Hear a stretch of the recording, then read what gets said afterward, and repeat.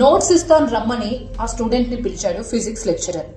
సరే సార్, రోజు చూసే సారే కదా, నోట్స్ తీసుకోవాల్సిందే, ఇంపార్టెంట్ నోట్స్ అని ఆ అమ్మాయి ముందు వెనక ఆలోచించకుండా ఆ లెక్చరర్ ఇంటికి వెళ్ళింది. ఆ లెక్చరర్ ఫిజిక్స్ లెక్చరర్తో పాటు బయాలజీ లెక్చరర్ కూడా అదే ఇంట్లో ఉన్నాడు. ఆ అమ్మాయితో అసభ్యకరంగా ప్రవర్తించడంతో పాటు ఆ అమ్మాయిపై అత్యాచారానికి ఒడిగట్టారు ఈ ఇద్దరు లెక్చరర్స్. ఆ అమ్మాయి అసలు ఊహించలేదు ఇలాంటి సంఘటన జరుగుతుంది అని. ఇదంతా రికార్డ్ చేశానని వాళ్లతో పాటు ఉన్న మరొక ఫ్రెండ్ కూడా ఈ అమ్మాయిపై అత్యాచారం చేశాడు. ఈ ఘటన ఎక్కడ జరిగింది అంటే బెంగళూరులో. ఆ అమ్మాయి బేసిక్ గా ఇలాంటి ఆలోచించకుండానే వెళ్తుంది.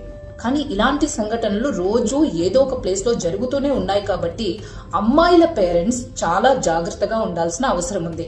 అమ్మాయిని ఎక్కడికైనా పంపించేటప్పుడు ఒక్కదాన్ని పంపించకుండా వాళ్ళెంబడి ఎవరినో ఒకరిని పంపించడం, 1-2 సార్లు ఆలోచించి పంపించడం ఎంతైనా ముఖ్యం.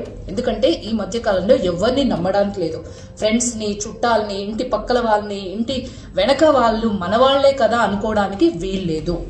అమ్మాయిని ఎక్కడికైనా పంపిస్తున్నప్పుడు జాగ్రత్తలు పాటించాల్సిందే.